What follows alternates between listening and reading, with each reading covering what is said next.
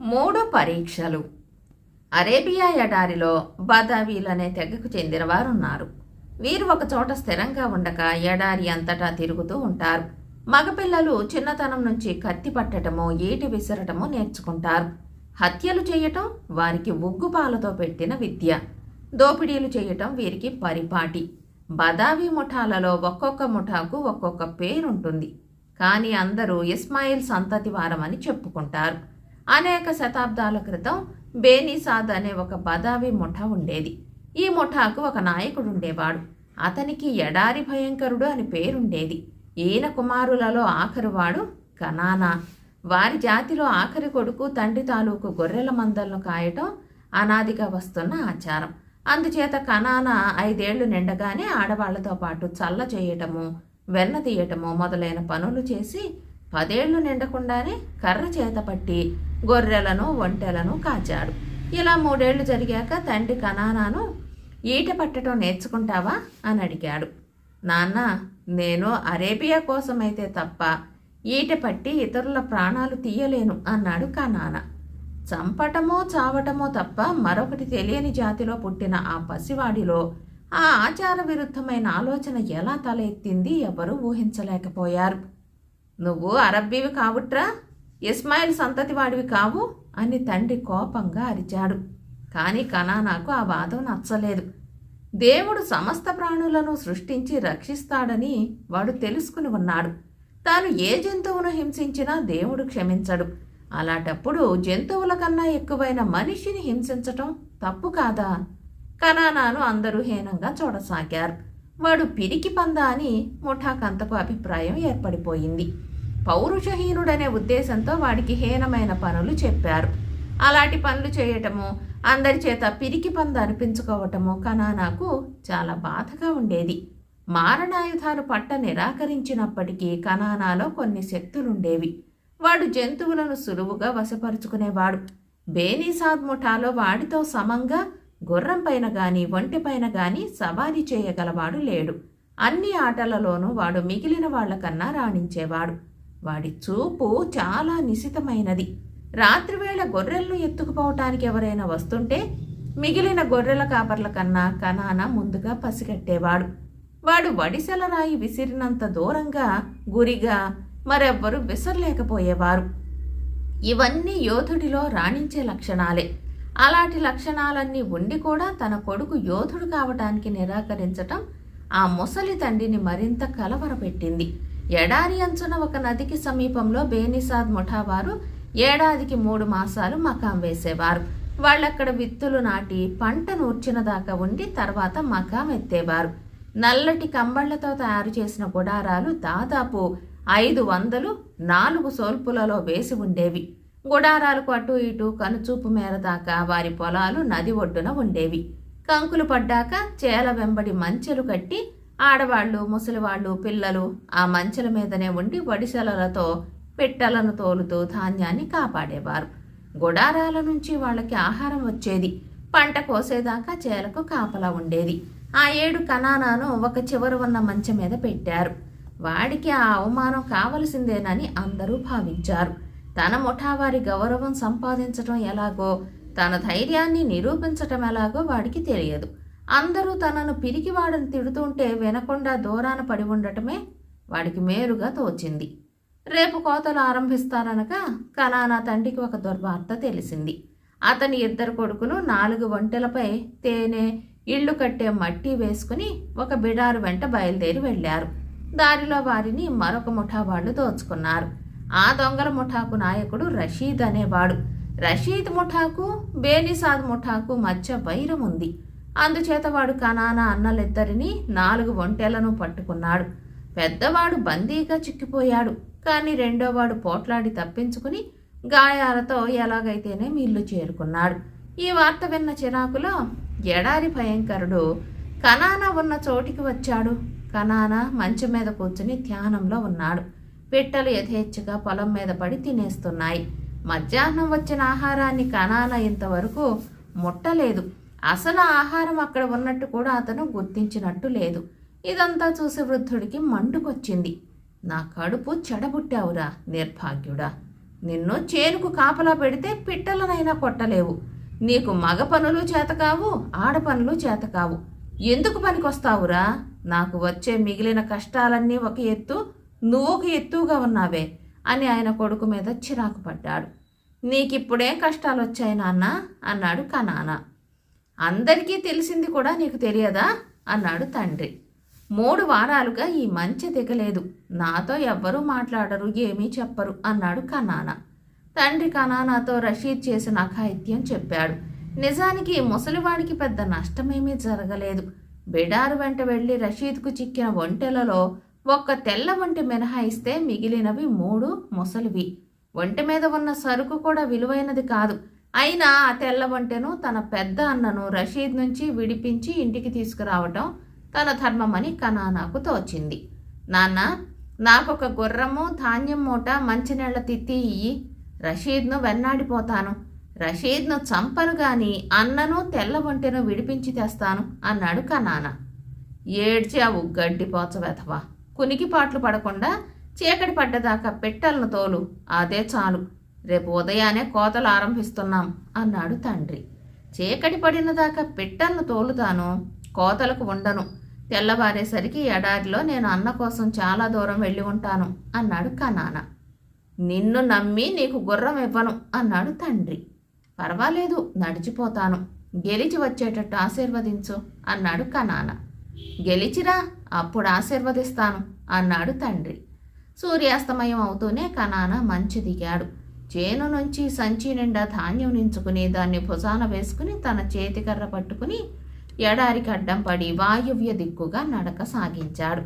రషీద్ చేసిన దురంతం గురించి కనానాకు ఆటే వివరాలు తెలియవు. అతను దోచిన బిడారు కొద్ది రోజుల క్రితం మక్కా వైపు ప్రయాణమై వెళ్ళింది. రషీద్ ఆ బిడారును దోచి తన ముఠాతో డమాస్కస్ దిక్కుగా వెళ్ళిపోయాడు. ఎడారి మధ్య హోర్ అనే కొండ ఉంది. దాని శిఖరం పైన నిలబడితే 4 వైపులా చాలా దూరం దాకా ఎడారి కనిపిస్తుంది. రషీద్ ముఠా ఆ కొండను దాటిపోయే లోపుగా తాను ఆ కొండను చేరుకోలేడు. కానీ ఆ కొండ ఎక్కితే దూరాన ఎక్కడైనా రషీద్ ముఠా జాడలు కనపడవచ్చునని కనానా ఆశ. ఎందుచేతనంటే అతని చూపు చాలా చురుకైనది. అదీగాక ఆ కొండ బిడారులకు కోడలి. అరేబియా నుండి ఉత్తరంగా జెరూసలేము, డమాస్కస్ నగరాలకు వెళ్లే బిడార్లు, సిరియా నుంచి దక్షిణంగా మక్కా, మదీనాలకు వెళ్లే బిడార్లు ఆ కొండ వద్ద మజిలీ చేస్తాయి. ఎదురు వచ్చే బిడారు ఏదైనా తగిలితే రషీద్ ముఠా గురించి వార్త తెలుస్తుందన్న ఆశతో కనానా హోర్ కొండకేసి బయలుదేరాడు. కనానాకు దారి తప్పుతానన్న భయం లేదు. పగలు సూర్యుణ్ణి బట్టి, రాత్రి నక్షత్రాలను బట్టి బదావీలు సులువుగా ఎడారిలోని ఏ ప్రాంతానికైనా వెళ్ళగలరు. కనానా ఆ రాత్రల్లా నడిచాడు.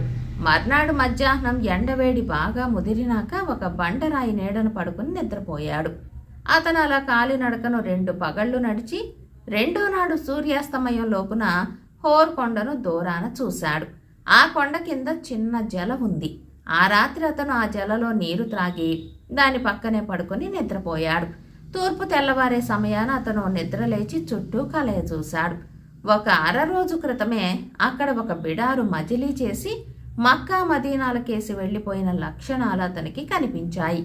ఆ బిడారు వెంట తన అన్న ఉన్నాడని అతనికి గట్టి నమ్మకం కుదిరి తన పని సిద్ధిస్తుందన్న ఆనందం కలిగింది. ఆ బిడారు జాడ ఏమైనా కనిపిస్తుందేమోనన్న ఆశతో అతను ఆ కొండ శిఖరానికి ఎక్కాడు. కానీ ఈ ఆశ ఫలించలేదు. ఇంతలో సూర్యోదయం అయ్యింది. కనానా ఉదయపు ప్రార్థన చేసి తన ప్రయత్నంలో తాను నెగ్గేలాగు చేయమని భగవంతుడిని ప్రార్థించాడు. కనానా కొండ ఎక్కుతున్న సమయంలోనే ఆ కొండ కిందికి 5 అరబ్బీ సైనికులు గుర్రాల మీద వచ్చారు. వాళ్ళు అరేబియా ఉత్తర ప్రాంతం నుంచి వస్తున్నారు.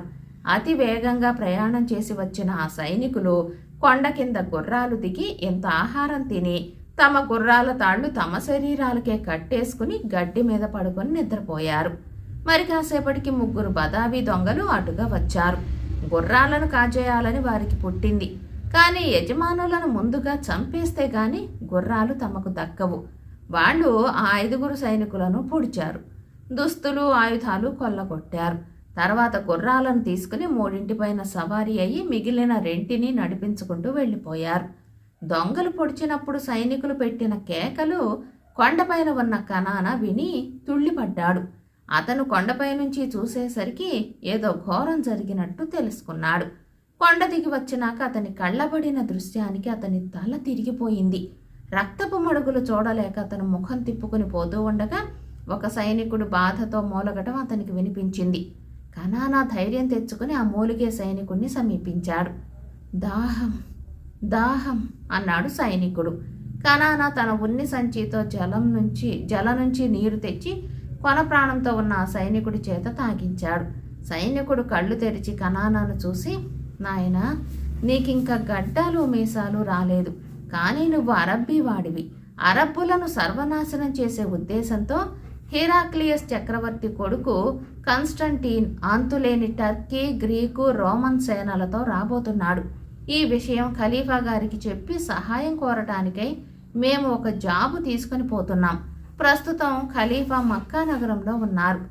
ఈ జాబును దేవుని ప్రమాణంగా ఆయనకు అందజేస్తావా అని కోరాడు. దేవుని ప్రమాణంగా అందజేస్తాను అన్నాడు కనానా తడుముకోకుండా. సైనికుడు తన జేబు నుంచి ఒక జాబు తీసి కనానాకి ఇచ్చాడు. మరుక్షణం సైనికుడు ప్రాణాలు విడిచాడు. తాను బయలుదేరిన పని మరచి ఈ సైనికుడికి వాగ్దానం చేసినందుకు కనానా చాలా ఆశ్చర్యపడ్డాడు. ఇది తనకొక పరీక్ష. దేవుని ప్రమాణంగా తాను దానికి తల ఒగ్గాడు. ఇంతలోనే అతనికి మరొక విషయం జ్ఞాపకం వచ్చింది. తాను వెంటాడే బిడారు దక్షిణంగానే వెళ్ళింది, మక్కా అటుగానే ఉంది. అందుచేత తాను సైనికుడికి చేసిన వాగ్దానం నిలబెట్టుకోవటానికి కనానా దారి తప్పి వెళ్ళనవసరం లేదు. తన అన్నను, తన తండ్రి ఒంటెలను పట్టుకున్న రషీద్ తన బిడారుతో ఇంకా 3 రోజులకు మక్కా చేరుకుంటాడనగా కనానా ఆ బిడారును అందుకున్నాడు. అతను తన తలపాగాను ముఖం మీదకి కప్పుకుని ఆ బిడారు వెంట 3 రోజులు ప్రయాణం చేసి తెలుసుకోదగిన విషయాలన్నీ తెలుసుకున్నాడు. ఒకనాటి మధ్యాహ్నం బాగా ఎండ ఎక్కి రషీద్ బిడారు మక్కా నగరం చేరింది.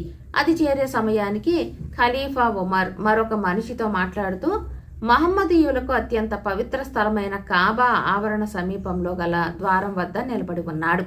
రషీద్ ఒంటెలలో బరువులు మోసేవి వెనక దిగబడిపోయాయి. ఖాళీ ఒంటెలు కాబా వద్దకు వచ్చాయి. వాటికి ముందుగా ఒక తెల్ల ఒంటె అన్ని ఒంటెల కన్నా ఎత్తుగా హుందాగా ముందు నడుస్తున్నది. అది ఎడారి భయంకరుడిది. దానిపై ఉన్నవాడు కనానా పెద్ద అన్న. ఒంటెలు ఒకటొకటే కాళ్ళు ముడిచి నేలపై ఒరుగుతున్న సమయంలో కనానా అక్కడికి వచ్చాడు. అతనికి దారి చూపుతూ వచ్చిన కుర్రవాడు కనానాతో, అరుగో ఆయనే అని ఖలీఫాను చూపాడు. తన ముఖం ఎవరికీ కనిపించకుండా కప్పుకొని ఉన్న కనానా ఖలీఫాను సమీపించి మోకరించి లేచి, ఖలీఫా ఉమర్ గారికి జాబు అంటూ సైనికుడు చనిపోతూ తనకిచ్చిన జాబును అందించాడు. ఆ సమయంలోనే అతను తన తలపాగా తోకలను పక్కకు తొలగించి ముఖాన్ని ఖలీఫాకు చూపాడు. నీకింకా గడ్డమైనా రాలేదే, ఈ జాబులో ఏమున్నదో నీకు తెలుసా అని ఖలీఫా కనానాను అడిగాడు. సైనికుడు తనతో అన్న మాటలను అతను ఖలీఫాకు వివరంగా చెప్పాడు. ఇంత ముఖ్యమైన జాబు తెచ్చేవాడు మక్కా వీధులలో తోడు లేకుండా నడవడమేమిటి అన్నాడు ఖలీఫా. హోర్ కొండ వద్ద నుంచి ఈ జాబును నేను ఒంటరిగానే తెచ్చానని ఏలిన వారు గ్రహించాలి అన్నాడు అతను. ఏ జాబు కనానాకు ఎలా లభించింది విన్న తర్వాత ఖలీఫా, నువ్వు చాలా ధైర్యవంతుడివి, నా ఇంటికి వెళ్ళి నేను వచ్చిన దాకా ఉండు అంటూ ఒక సేవకుడిని వెంట ఇచ్చి కనానా తన ఇంటికి పంపాడు. సేవకుడు వెంట నడుస్తూ, కనానా, నా పరీక్ష ముగిసింది, ఖలీఫాకు జాబ్ అందజేశాను, ఇక నా సొంత పని మిగిలి ఉంది. ఖలీఫా చేత ధైర్యం గలవాణ్ణని అనిపించుకున్నాను. నా అన్నను తెల్లవంటెను మా నాన్నకు అప్పగించి ఆయన మెప్పు కూడా పొందితే నాకింకేమీ అవసరం లేదు అనుకున్నాడు. ఖలీఫాను తాను మళ్ళీ చూడవలసిన పనేమిటి? సేవకుణ్ణి ఏమార్చి ఎటైనా జారుకుందామని కనానా అనుకునేటంతలో ఇద్దరు ఖలీఫా ఇల్లు చేరుకున్నారు. ఒక బ్రహ్మాండమైన ద్వారంలో నుంచి వాళ్ళు చలువరాళ్లు పరిచిన ఆవరణ దాటి ఖలీఫా భవనంలోకి అడుగుపెట్టారు. సేవకుడు కనానాను ఒకచోట కూర్చోబెట్టి వెళ్ళాడు. కొంచెంసేపటికి ఖలీఫా వచ్చాడు. కనానా ఆయనకు ప్రణామం చేశాడు. నాయనా, ఎందరో సాహసికులు చేయలేని పని నువ్వు సాధించావు. ఏం బహుమానం కావాలో కోరుకో అన్నాడు ఖలీఫా. తమరి ఆశీస్సులు కావాలి అన్నాడు కనానా. వాటికేమీ లోటుండదు, ఇంకేం కావాలి? ఒంటెల, గొర్రెల, బంగారమా అన్నాడు ఖలీఫా. వాటినేం చేసుకోను, నన్ను ఆశీర్వదించి నాకు సెలవిప్పించండి, అంతే చాలు అన్నాడు కనానా. నువ్వు నన్నేమీ కోరకుండా ఉన్నావు గాని నేను నిన్ను ఒకటి కోరాలనుకుంటున్నాను. దేవుని కోసం యుద్ధం చేసే సేనాపతులలో ఖాలిద్ సర్వోత్తముడు. అతను కొద్ది రోజులలో బస్రా చేరి అక్కడి నుంచి 30,000 మంది సైనికులతో పర్షియాకు బయలుదేరుతాడు. పర్షియాకు మారుగా సిరియాకు వెళ్ళమని హెచ్చరిస్తూ ఒక జాబు రాసి కొందరు సైనికుల చేత పంపుతున్నాను. ఇక్కడి నుంచి బస్రాకు 3 వారాల ప్రయాణం. ఈలోపుగా నేను మతాభిమానులను అతని నాయకత్వం కింద పోరాడమని హెచ్చరిస్తూ తాకీదులు పంపిస్తాను. నా జాబు తీసుకుపోయే సైనికుల వెంట నువ్వు కూడా వెళ్ళి ఉన్న పరిస్థితులు ఖాలిద్కు తెలియజేస్తావా అని ఖలీఫా కనానాని అడిగాడు. దారి చాలా కష్టం. ఈ కాలంలో మక్కా నుంచి బస్రా వెళ్లే దారిలో ఒక్క చుక్క నీరుండదు. దొంగల భయం జాస్తి అన్నాడు కనానా. నీకు ఏ కష్టమూ రాకుండా ఏ భయమూ కలగకుండా సదుపాయాలు చేయిస్తాను అన్నాడు ఖలీఫా.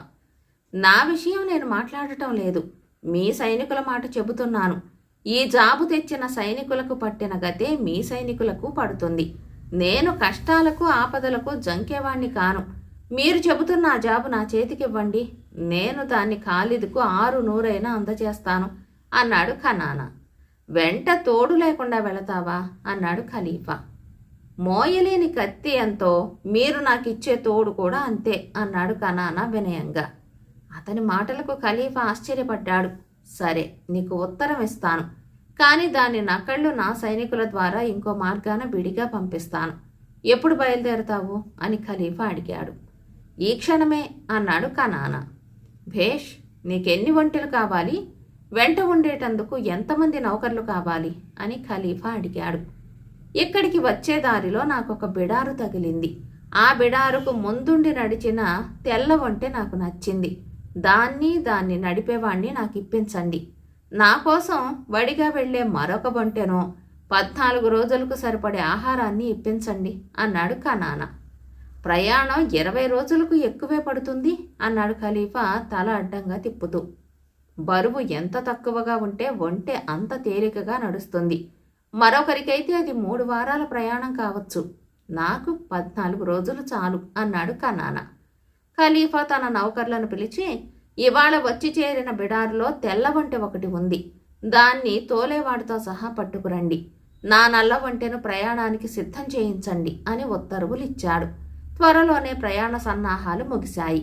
మునిమాపు వేళ కనానా ఖలీఫా భవనం నుంచి వచ్చి తన కోసం వేచి ఉన్న తెల్ల ఒంటెపై ఎక్కాడు. అతని అన్న నల్ల ఒంటెను పట్టుకుని నిలబడ్డాడు. కనానా ముఖం మామూలు ప్రకారం కప్పి ఉండటం చేత అన్న తన తమ్ముణ్ణి గుర్తించలేదు. అతను ఎక్కడికి అన్నట్లు ప్రశ్నార్థకంగా చూశాడు. తయీఫ్ అన్నాడు కనానా. తయీఫ్ అనేది మక్కాకు తూర్పుగా కొద్ది దూరంలో ఉండే ఒక నగరం. కనానా ఈ నగరం పేరు చెప్పటం ఆ సమీపంలో ఉన్న కొందరు మనుషులు విన్నారు. వాళ్ళు రషీద్ మనుషులు. తాను కొల్లగొట్టిన తల్లెవంటి కోసం ఖలీఫా అడిగాడని తెలిసి దాన్ని తిరిగి ఎలాగైనా సంపాదించుకోవాలని రషీద్ తీర్మానించుకుని అది ఏ దిక్కుగా పోతుందో తెలుసుకోమని తన మనుషులను పంపాడు. వాళ్ళు రషీద్ కోరిన ప్రకారమే వార్త తెచ్చారు. త్వరలోనే 2 ఒంటెలు మక్కా నగరాన్ని దాటి తూర్పుగా బయలుదేరాయి. అవి మక్కా ద్వారాన్ని దాటిన కొద్దిసేపటికి 5 అస్ఫికులు అదే దిక్కుగా బయలుదేరారు. తెల్ల ఒంటెపైన కూర్చున్న కనానా మనస్సులో ఆందోళనగానే ఉంది. చుట్టూ ఎక్కడా జనసంచారం లేదు. చాలా చీకటిగా ఉన్నది. అతను వెనక్కు తిరిగి చూసి తమను ఎవరో వెంబడించి వస్తున్నట్టు తెలుసుకున్నాడు. అతను తన అన్నకేసి తిరిగి, ఎందుకు నడుస్తావు? ఆ నల్ల ఒంటె నీకోసం తెచ్చిందే, ఎక్కు అన్నాడు. యజమాని, తెల్ల ఒంటె నాకు తప్ప నడవదు, అది నాకు అలవాటైనది అన్నాడు కనానా అన్న. ఊరికే మాట్లాడక నేను చెప్పినట్టు చెయ్యి. ఆ నల్ల ఒంటె కన్నా వేగంగా పోయే ఒంటె మక్కాలో లేదు. అది ఖలీఫా గారి సొంత వాహనం. నువ్వు దాన్ని ఎక్కి నాతో సమంగా రాగలిగితే మనం రషీద్ కళ్ళలో దుమ్ము కొట్టవచ్చు అన్నాడు కనానా. తన యజమాని రషీద్ పేరు ఎత్తటం విని ఒక క్షణం నివ్వెరపోయి కనానా అన్న నల్ల ఒంటెపై ఎక్కాడు. కనానా కదలమనగానే తెల్ల ఒంటె కదిలింది. దాని వెనకనే నల్ల ఒంటె దానంతటా అదే కదిలింది. ఒంటెలు ఆగిన సమయంలో అశ్వికులు కూడా దూరాన ఆగారు. వారి దురుద్దేశం వెల్లడయ్యింది. కనానా తన తెల్ల ఒంటెను వేగంగా నడిపించసాగాడు. వెనక వచ్చే గుర్రాల వేగం కూడా హెచ్చింది. కనానా తన ఒంటె వేగాన్ని క్రమంగా హెచ్చించాడు. నల్ల ఒంటె దానికి తీసిపోకుండా నడవసాగింది. గుర్రాల వేగం కూడా హెచ్చింది. కనానా తెల్ల ఒంటెను అతి వేగంగా దౌడు తీయించాడు. నల్ల ఒంటె కొంచెం వెనకబడింది. గుర్రాలు పూర్తిగా వెనకబడిపోయాయి. కానీ ఒంటెల వేగం తగ్గలేదు. మక్కా నుంచి వచ్చే ప్రయాణికులు మజిలీ చేసే చోటు వచ్చింది. కానీ ఒంటెలు ఆగలేదు. తయీఫ్ నుంచి వచ్చే బిడారు ఎదురయ్యింది. అది మక్కా కేసి వెళ్ళిపోయింది. అది కనుచూపు మేర దాటిపోగానే కనానా తన ఒంటెను ఈశాన్య దిక్కుగా మళ్లించాడు. అతని అన్న ఆశ్చర్యపడ్డాడు. మక్కా నుంచి పర్షియా వెళ్లేవాళ్లు నిలిచే రెండో మజిలీ కూడా దాటిపోయింది. కానీ కనానా తను ఎక్కిన ఒంటెను ఆపలేదు. వెనకబడిపోతున్న నల్ల ఒంటెను అదిలించి ముందుకు తెచ్చి కనానా అన్న, యజమాని, మనం తయీఫ్ దిక్కుగా పోవటం లేదు అన్నాడు. లేదు అన్నాడు కనానా. యజమాని, ఆ ఒంటె చచ్చిపోతుంది అన్నాడు కనానా అన్న. ఒక్క రాత్రికి చావదులే, నీ ప్రాణాలు ముందు కాపాడుకో అన్నాడు కనానా. ఎంత దూరం ప్రయాణించినా తెల్ల ఒంటె వేగం ఏమీ తగ్గలేదు. ఖలీఫా గారి నల్ల ఒంటె వెనకబడిపోసాగింది. సూర్యోదయం అవుతూ ఉండగా కనానా తెల్ల ఒంటెను నిలిపాడు. కొద్దిసేపట్లో నల్ల ఒంటె వచ్చి కలుసుకున్నది. అన్న వచ్చి చేరేసరికి కనానా ప్రార్థనలో ఉన్నాడు. తర్వాత ఇద్దరు భోజనం చేశారు. ఖలీఫా దూత మొహం చూడాలని కనానా అన్న చాలా శ్రమపడ్డాడు. కానీ తలపాగా తోకల చాటున ముఖం కనిపించలేదు. పగలల్లా ఇద్దరూ నిద్రపోయి సాయంకాలం లేచారు. యజమాని, ఈ రాత్రికి ఆ ఒంటెను అంత వేగంగా నడిపించవద్దు. దానికి 4 వారాలుగా విశ్రాంతి అన్నది లేదు. దాన్ని బాధించే కన్నా నన్ను చంపినా నేను సంతోషిస్తాను అన్నాడు అన్న. దాన్ని ఎలా తోలాలో నువ్వే చూసుకో. నేను నల్ల ఒంటెను ఎక్కుతున్నాను. ఇక నీ దారి నీది, నా దారి నాది. నీ దారి నేనే నిర్దేశిస్తాను. నువ్వు సూటిగా ఉత్తరంగా వెళ్ళు. నువ్వు 10 రాత్రులు ప్రయాణం చేయాలి అన్నాడు కనానా. నేను చేయవలసిన పని అన్నాడు అన్న ఆశ్చర్యంగా. బేనిసాద్ ముఠాను చేరుకుని ఎడారి భయంకరుడితో కనానా అన్న మాట నిలబెట్టుకున్నాడు అని చెప్పు అంటూ కనానా నల్ల ఒంటెనెక్కి అదిలించాడు. మీరెవరు అని అన్న కేక పెట్టాడు. కనానా వెనక్కు తిరిగి చూసి ముఖం మీద అడ్డం తొలగిస్తూ, నేను నీ తమ్ముణ్ణి కనానాను అని పెద్దగా కేక వేసి వడిగా ముందుకు సాగి వెళ్ళాడు. కనానా, తమ్ముడు అని అన్న కేకలు పెట్టాడు. కానీ ముంచుకు వచ్చే చీకట్లో నల్ల ఒంటె మాయమయ్యింది. నా తమ్ముడు తగినంత తిండి లేకుండా, ఆయుధం లేకుండా ఇలా వెళ్ళిపోకూడదు అనుకుంటూ అన్న తన తెల్ల ఒంటెను గట్టిగా కొట్టాడు. అతని మొరటుతనం చూసి తెల్ల ఒంటె మొరాయించింది. అయినా 1 గంట సేపు అతను తన తమ్ముణ్ణి అనుసరించటానికి యత్నించాడు. ఆ యత్నం విఫలమయ్యింది. ఇక చేసేది లేక కనానా అన్న దిగులుగా తన ఒంటెను ఉత్తరంగా తిప్పి ముందుకు సాగిపోయాడు. కనానా చిన్నవాడైనప్పటికీ రషీద్ కళ్లలో బాగానే దుమ్ము చల్లాడు. తెల్ల ఒంటె తయీఫ్కు వెళ్ళిందని అతను నమ్ముతాడు. తయీఫ్ నుంచి వస్తూ కనానాకు ఎదురుపడిన బిడారు మనుషులు రషీద్ మనుషులను చేరుకున్నప్పుడు తాము దారిలో 2 ఒంటెలను చూశామని చెబుతారు. పోతే తన అన్న మరో 10 రోజులకు తన వారిని చేరుకుంటాడు. కానీ కనానా ఇప్పుడు ఒంటరిగా తన రెండో పరీక్షను ఎదుర్కోవాలి. ఇది మామూలు పరీక్ష కాదు. పర్షియా నుంచి మక్కాకు వెళ్లే రహదారి వానాకాలంలో అయితే అంత దుర్భరమైనది కాదు. అనేక చోట్ల నీరు, ఒంటెలకు గడ్డి దొరుకుతుంది. దారిన ప్రయాణించేవాళ్లు కూడా ఎక్కువ మంది ఉంటారు. కానీ ఈ రోజులలో ఈ దారి నిర్జనంగా ఉంటుంది. ఎక్కడా నీరు దొరకదు. బావులన్నీ ఒట్టిపోయి ఉంటాయి. ఎక్కడా గరికైనా కనపడదు. అలాంటి దారి పట్టుకున్నాడు కనానా. అతను మామూలు మజిలీలలో ఆగలేదు. నల్ల ఒంటెలో త్రాణ ఉన్నంత దాకా నడిపి ముందుకు సాగాడు. 12 రోజులు గడిచాయి. కనానా దాహంతో యమ బాధపడుతున్నాడు. అతని కళ్లకు అనేక భ్రమలు కనిపిస్తున్నాయి. లేని నీరు, మైదానాలు, నగరాలు చూస్తున్నాడు. అయితే అవి భ్రమలని అతనికి తెలుసు. ఖలీఫా గారి నల్ల ఒంటె కూడా అలాంటి స్థితిలోనే ఉంది. దాన్ని ఇప్పుడు ఎవ్వరూ ఆశించరు. అది నడిచేటప్పుడు తల నేలకు వాల్చి నడుస్తున్నది. ఏ క్షణానైనా పడిపోయేలాగున్నది. అది దూరాన ఒక బావిని చూసినట్టుంది. ఎలాగో సత్తువ తెచ్చుకుని నీటి ఆశతో బావి దాకా వచ్చింది. బావిలో ఒక్క చుక్క నీరు లేదు. బయట ఉన్న ఇసుకే బావిలోనూ ఉంది.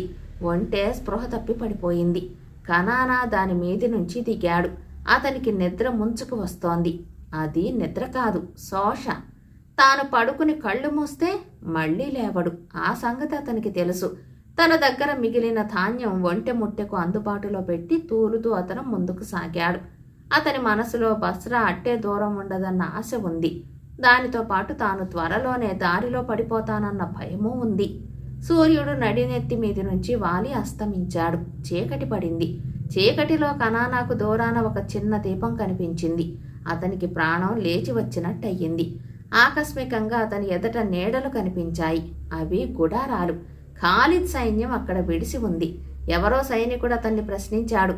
నన్ను త్వరగా ఖాలిద్ గుడారానికి తీసుకుపో. ఖలీఫా వద్ద నుంచి జాబు తీస్తున్నాను అన్నాడు కనానా. మరుక్షణం అతనికి స్పృహ తప్పిపోయింది. అతను మళ్లీ ఖాలిద్ గుడారంలో కళ్ళు తెరిచి సమీపంలో ఉన్న సైనికులతో, ఒక రాత్రి ప్రయాణం దూరంలో నీరు లేని బావి వద్ద నా నల్ల వంటె పడిపోయింది. దానికి నీరు తీసుకుపోండి. అది మక్కా నుంచి బస్రాకు 13 రోజులలో ఖలీఫా జాబు తీసుకొచ్చింది అన్నాడు. ఖాలిద్ ఖలీఫా జాబు చదువుకున్నాడు. అతని సైనికులు ఖలీఫా వంటెను రక్షించారు. మరికొన్ని రోజులకల్లా ఒక బ్రహ్మాండమైన సేన సిరియాకేసి బయలుదేరింది. అది ఖాలిద్ సేన. అందులో అనేక అరబ్బీ దండులు సకుటుంబంగా వచ్చి చేరాయి. సేన వెనక వారి కుటుంబాలు కూడా ఉన్నాయి. ఖాలిద్ చుట్టూ అంగరక్షకులు ఈ సేనకు ముందుండి నడిచారు. వారికన్నా ముందుగా కొందరు సైనికులున్నారు. వారి మధ్య ఒక డోలీలో కనానా ఉన్నాడు. అతనికి ఎండ తగలకుండా గొంగళి ఒకటి అమర్చారు. అతని వెనకనే నల్ల వంటె నడుస్తోంది. బయలుదేరే నాటికి అది బక్క చిక్కి ఉంది, కానీ రోజులు గడిచిన కొద్దీ కోలుకుంటున్నది. అది ఖలీఫా వంటె. దానిపైన బరువులేమీ లేవు, గాని ఎండ తగలకుండా కంబళ్ళు కప్పి ఉన్నాయి. ఆ సైన్యంలో చేరిన వారందరికీ ఖాలిద్లో పరిపూర్ణ విశ్వాసం ఉంది. ఆయన ఒకప్పుడు ఒకే సమయంలో డమాస్కస్ నగరాన్ని ముట్టడించి హెరాక్లియస్ పంపిన 1,00,000 మంది సైనికులతో పోరుతూ ఒక వంక ఆ సైనికులను జయించి రెండో వంక డమాస్కస్ నగరాన్ని లోబరుచుకున్నాడు. ఆ యుద్ధంలో పాల్గొన్నవారు ఈ సేనలో కొందరున్నారు. తన చుట్టూ నడిచే సైనికులు ఖాలిద్ ఘన విజయాలను మెచ్చుకోవటం విని కనానా ఎంతగానో ఉప్పొంగిపోయాడు. కానీ హింసా విధానం తప్పన్న అభిప్రాయాన్ని మార్చుకోలేదు. 4 రోజులు డోలీలో ప్రయాణం చేసినాక కనానా నల్ల వంటి మీద సవారీ చేసే స్థితికి వచ్చాడు. ఖాలిద్ అతనికి ఖరీదైన దుస్తులు, ఒక కత్తి, ఒక ఈటె ఇప్పించాడు. కానీ కనానా వాటిని నిరాకరిస్తూ, నేను ఎన్నడూ ఈటె పట్టిన పాపాన పోలేదు. నాకు ఈ గొర్రెల కాపరి తోలు చొక్కా చాలు అన్నాడు.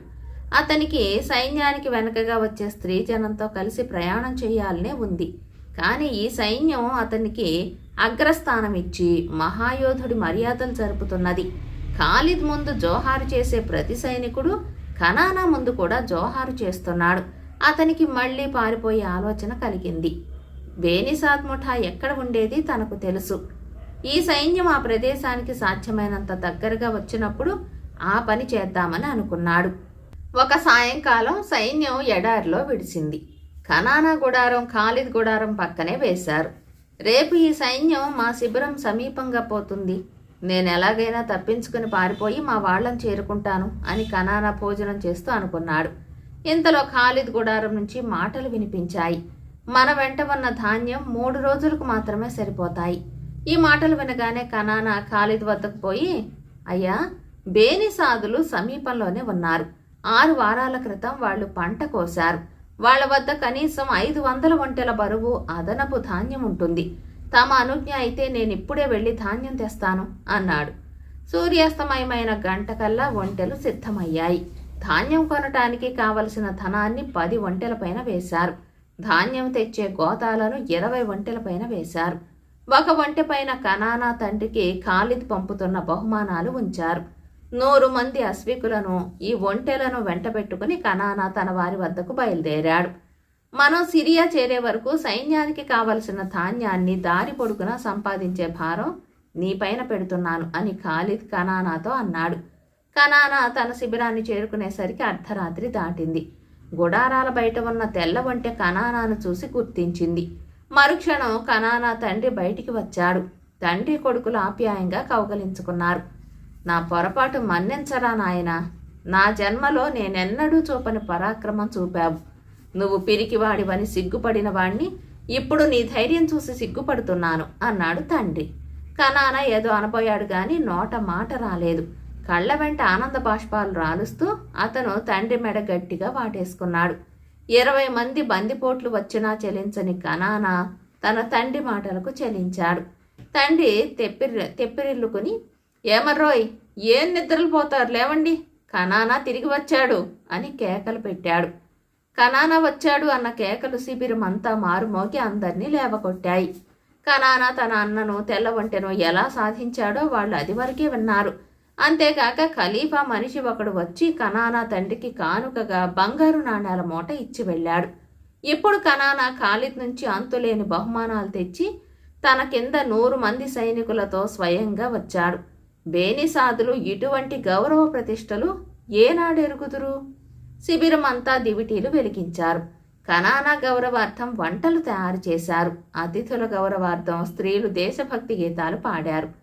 ఆ గీతాలు పాతవే, కాని వాటిలో ఇతర వీరుల పేర్లు వచ్చిన చోటనల్లా కనానా పేరుంచి వాళ్ళు పాటలు పాడారు.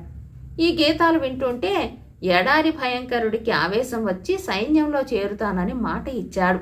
వెంటనే మరి 200 మంది యోధులు కూడా సైన్యంలో చేరారు. మర్నాడు మధ్యాహ్నం కనానా అతని వెంట వచ్చిన వారు నిద్రపోయారు. బేనిసాదులు ఈలోపుగా ధాన్యం మూటలను సిద్ధం చేశారు. తమ ఆయుధాలకు పదును పెట్టుకున్నారు. ఖాలిద్ తనపై పెట్టిన పనిని కనానా జయప్రదంగా నెరవేర్చాడు. కానీ సైన్యం నుంచి పారిపోదామనుకున్న అతని ఉద్దేశం భగ్నమయ్యింది. ఆ సైన్యానికి అతను చేయవలసిన సహాయం ఇంకా ఉంది. సిరియా నుంచి, అరేబియా నుంచి వచ్చిన సేనలన్నీ పాలస్తీనా సరిహద్దున శిబిరాలు వేసి నిలిచాయి. ఖాలిద్ కనానాను తన గుడారానికి పిలిపించి, నాయనా, శత్రుసేనలు మనల్ని సమీపిస్తున్నాయి, కానీ వాటిని గురించి వచ్చే వార్తలు రకరకాలుగా ఉంటున్నాయి. నీవు వెళ్ళి సరి అయిన వేగు తెస్తావా? అందుకుగాను నీకేమేం కావాలి అని అడిగాడు. నాకు వేగంగా పోయే గుర్రాన్ని, తమ నడుముకు చుట్టి ఉన్న కాసను ఇప్పించండి అన్నాడు కనానా. ఖాలిద్ ఎల్లప్పుడూ తన నడుముకు ఒక నీలపు రంగు గల కాసెను చుట్టుకునేవాడు. అది ఒంటెతోలుతో చేసి రంగు వేసింది. దాన్ని ఖాలిద్ సైనికులు ఎంత దూరం నుంచి అయినా గుర్తించేవారు. అరేబియా ఎడారిలో మరెవ్వరికీ ఆ రంగు కాసె లేదు. నీకు నచ్చిన గుర్రం ఏది ఉంటే దాన్ని తీసుకో, కానీ నా కాసెతో నీకేం పని అని ఖాలిద్ అడిగాడు. దాన్ని నా చొక్కా లోపల దాచుకుంటాను. నేను వెళ్ళిపోయాక మీ కాసె దొంగిలించి ఎవడో శత్రుపక్షానికి పారిపోయాడని చాటింపు వేయండి. ఆ కాసె తాలూకు చిన్న ముక్క తెచ్చి ఇచ్చినా బహుమానం ఇస్తామని ప్రకటించండి అన్నాడు కనానా. ఖాలిద్ మారు మాట్లాడకుండా తన నడుముకు చుట్టి ఉన్న కాసెను విప్పి కనానాకు ఇచ్చేశాడు. కనానా దాన్ని భక్తిగా తన నుదుటితో తాకి తర్వాత దాన్ని దుస్తుల లోపలగా తన శరీరానికి చుట్టుకున్నాడు. అతను ఖాలిద్కు ప్రణామం చేసి ఆయన ఆశీర్వాదం పొంది గుడారం నుంచి బయటికి వచ్చి ఖాలిద్ గుర్రాలలో మంచిదాన్ని ఏరుకుని దానిపై ఎక్కి చీకటిలోకి సవారీ అయి వెళ్ళిపోయాడు. మర్నాడు సైనిక శిబిరంలో చైతన్యం ఏమీ లేదు. ఖాలిద్ ధరించే కాసుని ఎవరో ఎత్తుకుపోయారని, దాని తాలూకు చిన్న ముక్క తెచ్చి ఇచ్చినా సరే బహుమానం లభిస్తుందని సైనికులు విన్నారు. తెచ్చిన ముక్కపైన బంగారు నాణేలు పరిచి బహుమానంగా ఇచ్చేస్తారట. ఖాలిద్ శత్రువుల రాకను నిరీక్షిస్తూ చేతులు కట్టుకుని కూర్చున్నవాడిలాగా కనిపించాడు. అది అతని ఎంటా వంటా కూడా లేదని తెలిసి అతని సైనికులు ఆశ్చర్యపడ్డారు. ఆయన కాసిపోయిన చింతలో ఉన్నాడని కొందరు అపోహపడ్డారు. ఈ అపోహ మర్నాడు 3వ రోజు బలపడింది. సైనికులు ఆ కాసు కోసం వెతకసాగారు. 3వ రోజు అర్ధరాత్రి గడిచాక ఒక సైనికుడు ఖాలిద్ గుడారంలోకి ఆత్రంగా అడుగుపెట్టాడు. అతని చేతిలో కాసు తాలూకు ముక్క ఉంది. ఖాలిద్ సంభ్రమంతో ఆ ముక్కను సైనికుడి చేతి నుంచి లాక్కున్నాడు. ఆయన ఆ సైనికుడికి బంగారు నాణేల సంచి ఇస్తూ, ఇది నీకెలా దొరికింది అని అడిగాడు. ఇక్కడికి ఉత్తరంగా ఒకరోజు ప్రయాణం దూరంలో మేము శత్రువులను గురించిన వార్తల కోసం అన్వేషిస్తూ ఉండగా 4 సిరియన్లు ఒక గొర్రెల కాపరి సహాయంతో దారి తెలుసుకుంటూ అటుగా వచ్చారు. గొర్రెల కాపరి ఎక్కిన గుర్రం నుదుటికి ఈ కాసు ముక్క కట్టి ఉంది. మేము వాళ్ల పైన పడి దీన్ని తీసేసుకున్నాం అన్నాడు సైనికుడు. సైనికుడు వెళ్ళిపోయాక ఖాలిద్ ఆ కాసి మొక్కను పరీక్షించాడు. అది 2గా మడిచి కుట్టి ఉంది. ఆయన కుట్లు విప్పి లోపల రాసి ఉన్న సందేశం చదువుకున్నాడు. జబాబల్ ఉత్తరంగా 2 రోజుల దూరంలో ఉన్నాడు. నిన్నటి రోజున మాన్యాల్ జబాబల్కు 6 రోజుల వెనకగా ఉన్నాడు. నేను జబాబల్ సేనను చేరుకునేసరికి ఇంకా 3 రోజుల దూరంలో ఉంటాడు. అతను 2 రోజుల దూరంలోకి వచ్చేలోపుగా జబాబల్ వెంట ఉన్న 60,000 మందిని ఏదో విధంగా హతమార్చాలి. ఖాలిద్ వెంటనే ఉత్తర్వులిచ్చి 10,000 మంది గుర్రపు యోధులను, 15,000 మంది ఒంటెల యోధులను ఉత్తరంగా పంపాడు. వారు జబాబల్ సేనను పూర్తిగా నాశనం చేసి 5వ రోజు ఉదయానికల్లా శిబిరానికి తిరిగి వచ్చేశారు. మరికొన్ని రోజులకు ఇంకొక కాసిముక్క ఖాలిద్ సైనికుల చేతిలో పడింది. ఖాలిద్ శిబిరానికేసి ప్రయాణం చేసి వచ్చే ఒక బిడారులో ముందు నడిచే ఒంటె మెడకు అది కట్టి ఉంది. ఆ బిడారును నడిపేవాడు ఈ విధంగా చెప్పాడు: ఈ బిడారు మాన్యువల్ సేనలకు ఆహారం చేరవేస్తున్నదట. వారికి ఒక కుర్రవాడు ఎదురుపడి, ఈ ధాన్యాన్ని మీరు మాన్యువల్కు అందిస్తే అతను టోలీ కూడా ఇవ్వకపోగా మిమ్మల్ని బందీలం చేస్తాడు. మీరు దక్షిణంగా తిరిగి ఖాలిద్ సేనలుండే శిబిరానికి వెళ్ళండి. మీ మొదటి ఒంటెకు ఈ తాయెత్తు కడతాను. దాని ఫలితంగా మీకు లాభము గౌరవము లభిస్తుంది అన్నాడట. బిడారు ఆ మాటలు విని నేరుగా ఖాలిద్ శిబిరానికి వచ్చింది. అందులో ధాన్యం బస్తాలు మోసే ఒంటెలు 150 ఉన్నాయి. ఖాలిద్ ఈ రెండో ముక్క విప్పి ఇలా చదువుకున్నాడు: మాన్యువల్ సైనికులకు తిండి లేదు. వారి ఆహార పదార్థాలు 5-6 రోజుల దూరాన ఉన్నాయి. మాన్యువల్కు ఆహార ధాన్యాలు అందకుండా చేసిన కనానా యుక్తికి ఖాలిద్ నవ్వుకున్నాడు. ఆ రాత్రే మాన్యువల్ తన సేనతో ఖాలిద్ శిబిరానికి ఉత్తరంగా వచ్చి శిబిరం ఏర్పాటు చేసుకున్నాడు. మైదానం మధ్యగా ఉన్న ఒక గుట్టపై తన దుర్గాన్ని నిర్మించుకున్నాడు. ఆ ఎత్తు నుంచి చూస్తే మహమ్మదీయుల సైనిక శిబిరం అంతా కనిపిస్తుంది. మీరంతా నా గుడారానికి వచ్చి సంధి సంప్రదింపులు జరపండి. మీరు సిరియాలో ఎన్నటికీ అడుగు పెట్టమని భరోసా ఇస్తే మీ సైన్యాలను నిరపాయంగా తిరిగి పోనిస్తాను అని మాన్యువల్ మహమ్మదీయ సేనా నాయకులకు మర్నాడు ఉదయం కబురు పంపాడు. అందరూ సంతోషించారు. ఖాలిద్ మాత్రం జబాబల్ను మరవకండి అన్నాడు. ఆకలి కొని ఉన్న శత్రుసేనలను ఆలస్యం చేయక ఎదుర్కొంటే విజయం నమ్మకంగా లభిస్తుందని ఆయన అంచనా వేశాడు. మరొక అరగంట కల్లా మహమ్మదీయ సేనలు యుద్ధానికి నడిచాయి. ఆ రోజు సిరియా మైదానాలపైన కనీవిని ఎరుగని భయంకర యుద్ధం జరిగింది. 3 సార్లు బదావీలు మాన్యువల్ సేనల ధాటికి తట్టుకోలేక వెన్నిచ్చి పారిపోయారు. 3 సార్లు వారి స్త్రీలు పిల్లలు వారికి ధైర్యం పోసి మళ్లీ యుద్ధరంగంలోకి పంపారు. చీకటి పడేసరికి ఏ పక్షము గెలిచిన స్థితిలో లేదు. అయితే చాలామంది బదావీలు గ్రీకులకు యుద్ధ ఖైదీలుగా చిక్కారు. వారిలో కొందరు శత్రు సైనికుల మధ్య కనానాను చూసి గుర్తించారు. జబాబల్ సేనలు నాశనమైన తర్వాత కనానా వారితో పాటు పారిపోయి వచ్చి మాన్యువల్ సేనలలో చేరి నౌకరుగా ఉంటున్నాడని విని వాళ్ళు చాలా ఆగ్రహించారు. ఈ నీచుడు ఓటమికి భయపడి అరేబియా కోసం పోరాడటానికి బదులుగా ఇక్కడ వచ్చి దాక్కున్నాడు అనుకుని వాళ్ళు శత్రువులతో, వీడు జబాబల్ నౌకరు కాడు, ఖాలిద్ సేనకు చెందిన బదావి వీడు అని చెప్పేశారు. వెంటనే గ్రీకులు కనానాను పట్టి కట్టేసి మాన్యువల్ దగ్గరికి తీసుకుపోయారు. జబాబల్ సేనను గురించి తమ సేనను గురించి ఎవరో రహస్యాలు చెప్పేశారన్న అనుమానం మాన్యువల్కు అదివరకే ఉంది. ఇప్పుడు ఆయన ఆ నేరాన్ని కనానాకు ఆపాదించి చంపడానికి కత్తి దూశాడు.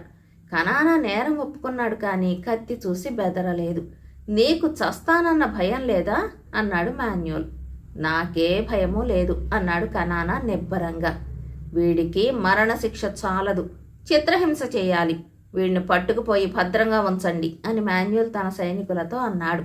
2వ రోజు యుద్ధంలోనూ 3వ రోజు యుద్ధంలోనూ కూడా జయం ఏ పక్షానికి దక్కలేదు. బదావీలు ప్రాణాలకు తెగించి అరేబియా కోసం, దేవుడి కోసం పోరాడుతున్నాం అంటూ పోరాటం చేశారు. ఈసారి ఒక్క సైనికుడు కూడా పారిపోలేదు. గ్రీకు సైన్యాలు కొండను ఎదుర్కొన్నట్టయింది. వాళ్ళు ఒక్క అడుగు ముందుకు వేయలేకపోయారు. బదావీ సైన్యాలు ఒక్క అడుగు వెనక్కు తగ్గనూ లేదు. 4వ రోజు యుద్ధం అటో ఇటో తేలిపోతుందని ఖాలిద్ అనుకున్నాడు. కానీ ఆయన హృదయంలో గెలుస్తానన్న నమ్మకం నశించింది.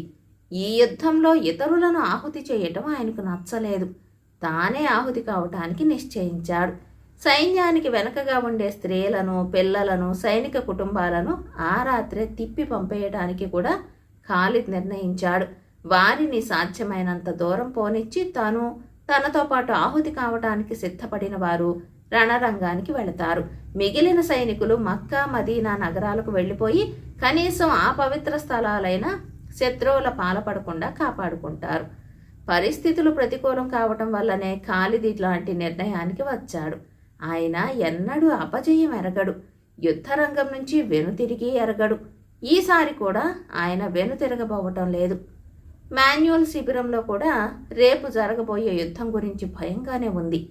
ఎవరి ముఖాన ఆశాభావం లేదు. ఆ శిబిరంలో ఎంతమంది యోధులైతే ఉన్నారో అందరూ యుద్ధరంగాన కనిపించారు. వాళ్ళకి అదనపు బలాలు లేవు. యుద్ధరంగంలో నిలవటం ఎంత దుర్భర సమస్యగా ఉందో పారిపోవటము అంత దుర్భర సమస్యే. సైనికాధికారులు కూడబలుక్కున్నారు. మనకు ఆహారం వచ్చి చేరటానికి కనీసం 3 రోజులు పడుతుంది. రేపు మన యోధులు యుద్ధరంగంలో నిలిచి పోరుతారన్న ఆశ కొంచెం కూడా లేదు అనుకున్నారు వారు. మహమ్మదీయులు వేల సంఖ్యలో వచ్చి మన సైన్యంలో చేరిపోతున్నారని శత్రుపక్షాన్ని నమ్మించగలిగితే వాళ్ళు బెదరవచ్చు అన్నాడొక అధికారి. వెంటనే మాన్యుల్ తన సైనికులతో, ఆ వేగులవాడిని ఇక్కడికి తీసుకురండి. మన సైన్యంలో చేరి పోరాడితే స్వేచ్ఛ లభిస్తుందని యుద్ధ ఖైదీలతో చెప్పండి. చేర నిరాకరించిన వారిని చిత్రవధ చేస్తామని స్పష్టం చేయండి అన్నాడు. సైనికులు కనానాను మాన్యుల్ ముందు హాజరు పెట్టారు. 2 రోజులుగా తిండి నీరు లేక ఆ కుర్రవాడు చాలా డస్సి ఉన్నాడు. నేను నిన్ను చిత్రహింసలకు గురి చేయబోతున్నాను. ఏమన్నా చెప్పుకునేది ఉంటే ఇప్పుడే చెప్పుకో అన్నాడు మాన్యుల్ కనానాతో. అయ్యా, యుద్ధ ఖైదీలలో ఒక ముసలివాణ్ణి చూశాను. కావలిస్తే నన్ను రెట్టింపు హింస పెట్టి ఆ ముసలివాణ్ణి విడిచిపుచ్చండి అన్నాడు కనానా. ఎవరా ముసలివాడు అని మాన్యుల్ అడిగాడు. తెల్లని పొడుగుపాటి గడ్డం కలవాడు. అలాంటి ఖైదీ మీ దగ్గర మరొకడు లేడు అన్నాడు కనానా. వాడితో నీకేమిటి సంబంధం అని అడిగాడు మాన్యుల్. ఆయన నా తండ్రి చెప్పాడు కనానా. మాన్యుల్ ముసలి యుద్ధ ఖైదీని పిలిపించి, ఈయనేనా నీ తండ్రి అని అడిగాడు. కనానా అవునన్నట్టు తల ఊపాడు. మాన్యుల్ కనానాతో, నీ మూలంగా మాకు చాలా నష్టం జరిగింది. నీవు జరిపిన వేగు మూలంగా జబాబల్ను ఖాలిద్ చిత్తుగా ఓడించాడు.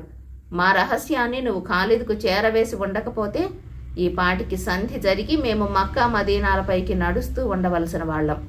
నువ్వు మాకు చేసిన ద్రోహం అంతా ఇంతా కాదు. అయితే నువ్వు వీరుడివి. ఖాలిద్లో కూడా నీ పాటి శౌర్యం నాకు కనపడలేదు. అందుచేత నీ ప్రాణాన్ని నీ తండ్రి ప్రాణాన్ని కూడా నేను కాపాడుతాను. నువ్వు మాత్రం నేను చెప్పినట్టు చేయాలి. సూర్యుడు ఉదయించే సమయాన ఈ కొండ అంచున నిలబడి ఒక ఈటె పట్టుకుని గుండ్రంగా తిప్పుతూ నీ పేరు నీ తండ్రి పేరు గట్టిగా చెప్పి, ఇంకొక గంటలో 30,000 మంది అరబ్బులు గ్రీకు సైన్యం వెంట యుద్ధానికి వస్తున్నారు అని కేక పెట్టి ఆ ఈటెను విసిరి ఒక అరబ్బీ వాణ్ణి కొట్టు. గురిగా కొడితే ఒకడిని చంపగలుగుతావు. అలా చేసినట్టయితే నిన్ను నీ తండ్రిని విడిచిపుచ్చుతాను. నీకు మంచి జాగీరిస్తాను.